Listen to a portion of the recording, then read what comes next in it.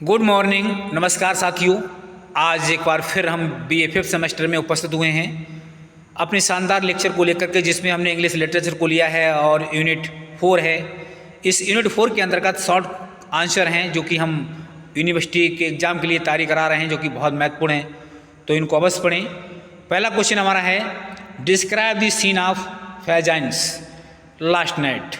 हालांकि फैजान के अंतिम रात के दृश्य का वर्णन कीजिए। क्वेश्चन कह रहा है कि फैजान की जो है रात की अंतिम रात की दृश्य का वर्णन कीजिए। फैजान की अंतिम रात जो थी वो कैसी थी, उसका दृश्य के बारे में बताया जा रहा है। तो आंसर से शुरुआत कर रहे हैं। इन द चैप्टर, इस चैप्टर के अंतर्गत इंटाइटल्ड, जिसको लिया गया है, जो जुड़ा हुआ है फैजान्स लास्ट नाइट, फैजान की अंतिम रात से, एलिफ डिकन्स हैज़ पेंटेड। हालांकि एलिफ जो डिकन है, जो एलिफ हैं, जीवित हैं, हैज़ पेंटेड, उन्होंने इस चीज़ को बढ़ावा दिया है या इस पर रंग चढ़ाया है। दी घोस्तली सीन, इसका जो घोस्तली का मतलब भूत वाला जो दृश्य है, मोस्ट आर्टिकली, वो उसको बड़े कलात्मक ढंग से लिया गया है। It is a psychological study, इसमें बड़ी मनोवैज्ञानिक तरीके से इसका अध्ययन किया गया है। क्राइमिनल्स गुल्टी, इसके क्राइमिनल का मतलब है अपराधी तौर से इसके जो अपराध हुए हैं, माइंड और इनका जो प्रभाव माइंड पर पड़ा है, दिमाग पर पड़ा है, इसके बारे में बताया गया है। द सीन इज नाइट, जो रात का जो दृश्य है, मैरिस फैजन ने हैज़ बीन सेंटेंसिस्ट, इसको एक व्याख्यान के तौर पर, यानी बातों के व्याख्यान का मतलब है एक वाक्यों के माध्यम से, टू डेथ, इनकी मृत्यु तक इसको समझाया है। He is put in dark cell, हालांकि इस दृश्य को इन्होंने एक मृत्यु वाली, सेल का मतलब मृत्यु की गुफा जो होती है, हालांकि अंधेरी वाली मृत्यु वाली गुफा में इस चीज़ को रखा है, इस चीज़ को लेकर के। ही रिकॉलेक्ट हिज पास्ट, उन्होंने पुनः अपने भूतकाल को पुनः इसको जो है रिकॉल्ड किया है। रिकॉल्ड का मतलब पुनः उनको पुकारा है, पुनः उनको आवाज़ दी है।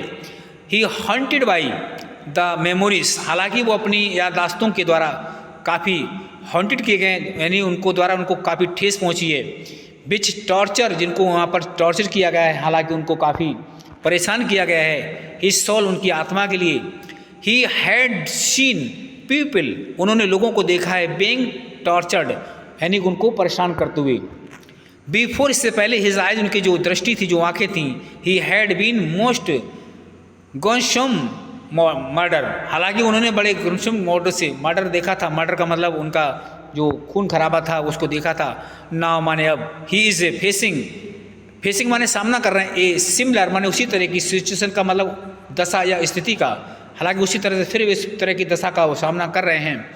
ही बीट्स हिज हैंड्स, वो अपने हाथों को पीटते हैं। अगेंस्ट द डोर, दरवाजे के सामने से, यानी दरवाजे पर अपने हाथों को पीटते हैं। एंड वॉल्स, दीवारों पर। आप दी डिग्निटी सेल, उस गुफा के ऊपर जहाँ पर कब्र थी, सेल का मतलब कब्र की गुफा जिसे बोलते हैं। एट ए डिस्टेंस माने कुछ दूरी से। दी चर्च बेल, जो चर्च की जो घंटी थी, कीप्स टोलिंग, वो बजती दिखाई दे रही थी, यानी बज रही थी। एट रेगुलर, लगातार। इंटरवल्स रिमाइंडिंग, और जो कि एक प्रकार से इंटरवल की रिमाइंडिंग कर रही थी, यानी याद दिला रही थी।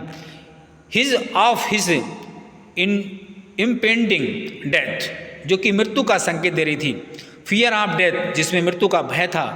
हाउएवर, फिर भी ओवर हिज, उसके ऊपर से। थॉट्स माने जो विचार थे।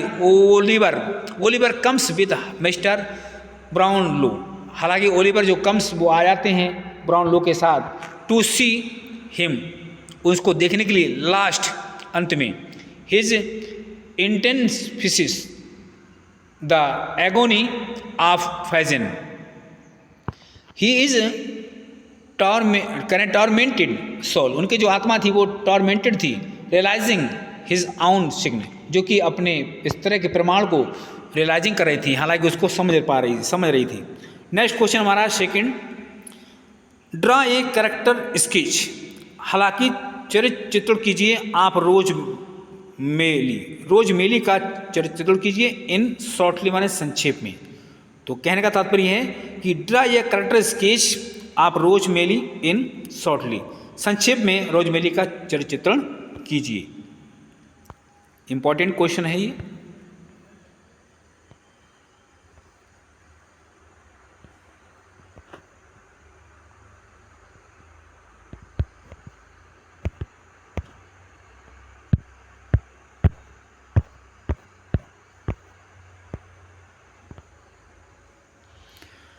आंसर की शुरुआत हो रही है इस क्वेश्चन की। Rose Maylie is the adultness of Mrs मैकली मेली।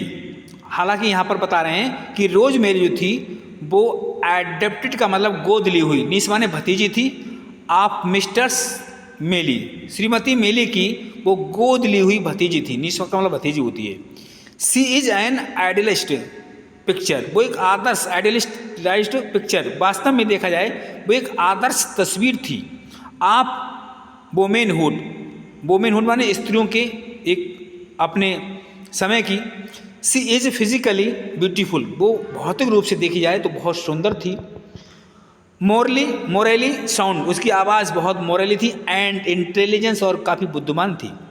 सी लव्स टू हैरी, वो हैरी को पसंद करती थी, हैरी नाम का जो व्यक्ति था उसको पसंद करती थी।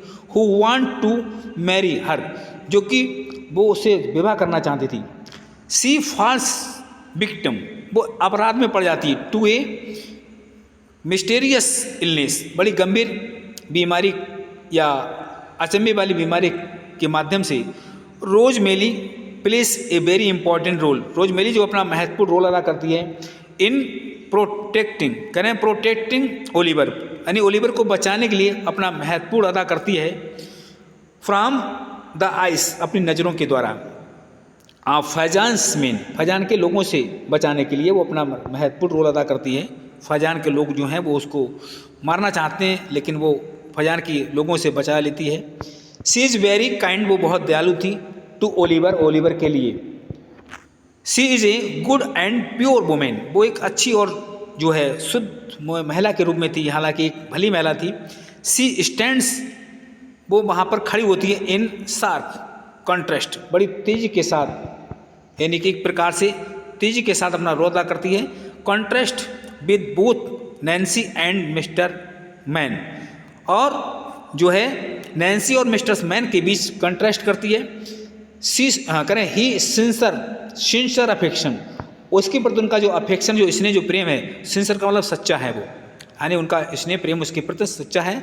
टॉवर्ड्स ओलिवर स्टैंड, जिसके तरफ ओलिवर खड़ा होता है। Him in a good stead, हालांकि एक अच्छी सवारी के द्वारा, घोड़सवारी के द्वारा। Word for her kindly, but किंतु फॉर हर काइंडली, उसकी जो दयालुता थी। एंड टाइमली, जो समय के अनुसार। हेल्प ओलिवर्स, वो ओलिवर की मदद करती है। करें life might have been in great danger, उसका जो जीवन था काफ़ी खतरे में था। हर करेक्टर, उसका जो चरित्र हैज़ बीन ड्रॉन, हालांकि उसको आगे बढ़ाया गया था वाई डिकेंस के द्वारा। मोस्ट सिंपैथेटिकली, बड़ी सहानुभूति के साथ। नेक्स्ट क्वेश्चन की शुरुआत हो रही है। तीसरा क्वेश्चन हमारा है, describe the dreadful end of Bill 6। Bill 6 का बड़ा भयावह तरीके से जो है अंत के बारे में बताइए या वर्णन कीजिए। तो कह रहे हैं डिस्क्राइब द ड्रीडफुल, बड़े विस्तार तरीके से, या ड्रीडफुल माने भयानक तरीके से, विस्तार का मतलब समझाइए। एंड ऑफ बिल 6, बिल 6 का किस तरह से अंत हुआ था उसके बारे में बड़े भयानक तरीके से जो बताया गया है उसके बारे में जो है बताना है। तो आंसर इसका है द मेंबर ऑफ फैजान के जो मेंबर, जो लोग थे, सदस्य थे, गैंग माने उनकी टुकड़ी थी फैजान की, उनके जो मेंबर थे, सदस्य थे, वर हाइडिंग, वो छिपे हुए थे। इन्हें रूइंड माने एक बर्बादी की जगह पर, कह रहे हैं बेर हाउस की एक जगह थी वीरान, वहाँ पर छिपे हुए थे। वाई द रिवर थेम्स, हालांकि वहाँ पर नदी थी जिसका नाम था थेम्स, वहाँ पर।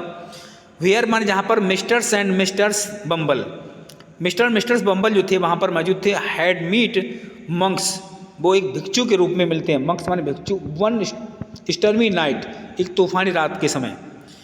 बिल 6 आल्सो रिस्ट, वहाँ पर बिल 6 का नाम का व्यक्ति भी पहुँच जाता है। There Charlie bets and Bill 6 comes, वहाँ पर चार्ली जो है वहाँ पर बेट्स लगाता है, शर्त लगाता है, and Bill 6 comes to blows on, और वहाँ पर बिल कह रहे हैं जो है बिल 6 भी आ जाता है, ब्लोस ऑन झुका हुआ वहाँ पर द क्वेश्चन ऑफ नैन्सीज क्रूल, जहाँ पर उसका प्रश्न उठता है कि नैन्सी का जो क्रूल था, जो अपराध था, डेथ माने मृत्यु का, सडनली अचानक, ए रोमिंग क्राउड, रोमिंग क्राउड का मतलब उमड़ती भीड़ वहाँ पर पहुँचती है, रोडेड माने दहाड़ती हुई, चिल्लाती हुई, द शाउटिंग पीपल चिल्लाते लोग, चीखते लोग, ब्रोक द डोर उन्होंने दरवाजे को तोड़ दिया और उसको गिरा दिया, डोर डाउन माने गिरा दिया।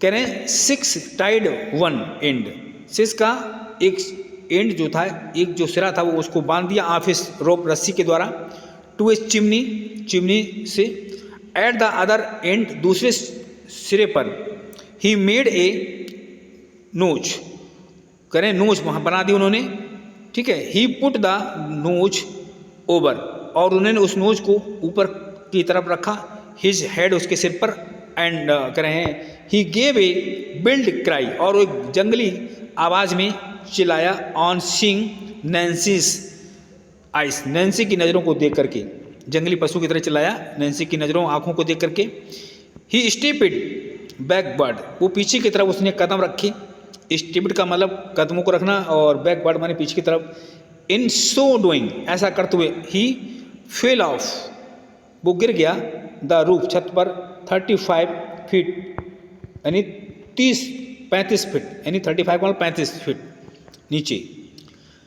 आगे कह रहे हैं कि ही फिल द नोज, वो रस्सी नोच भी गिर जाती है, टाइटेंडली राउंड जो बड़ी सख्ती के साथ बंधी हुई थी, हिज नेक उसकी गर्दन से, ही वॉज हैंगिड जिसके द्वारा वो लटके हुई थी, हिज डॉग आल्सो जम्पिड उनका कुत्ता भी वहाँ से उछल गया, कूदा, टू रीच वहाँ तक पहुँचने के लिए, इट्स मास्टर्स शोल्डर, हालांकि जो कुत्ता था अपने मालिक के कंधों तक उसने उछाल भरी कूदा था। तो डियर स्टूडेंट्स, ये बहुत ही इंपॉर्टेंट क्वेश्चन है, इनको अवश्य पढ़ें। धन्यवाद।